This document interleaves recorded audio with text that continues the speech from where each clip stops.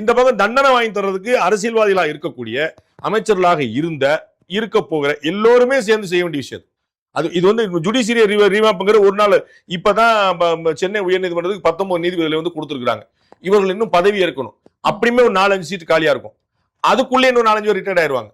அப்ப நீங்க சர்ப்ளஸ் தான் நீங்க ஆள் போட்டு வைக்கணும். இது மாதிரி விஷயங்களா காவல்துறை வந்து விங்கி போட்டிருக்காங்க. நம்ம பாத்துருக்கோம். சிங்கப்பெண் ஒரு விங்கி போட்டிருக்காங்க. சிங்கப்பெண்ல ஒரு ஆளா அப்பாயின் பண்ணிருக்காங்களான்னு பாக்கணும்.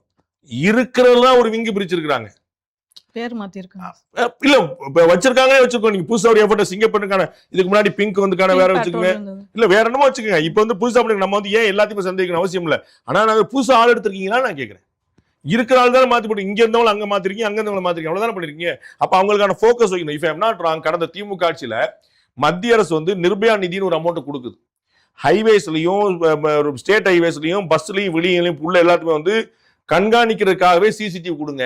சோ பெண்களுக்கு ஒரு பாதுகாப்பு வைக்கிறதுக்காக நிறைய போடுன்னு சொல்லிட்டு இன்னும் மற்ற விஷயங்கள்லாம் சேர்த்து நிர்பயா நிதி கொடுக்குது. If I am not wrong, அந்த நிர்பயா நிதி முழுமையாக செலவழிக்கப்படவில்லை. அந்த மாதிரி இருந்தாங்கன்னா எந்த அரசாங்கம் வந்து உண்மையில காட்சி மாறாது.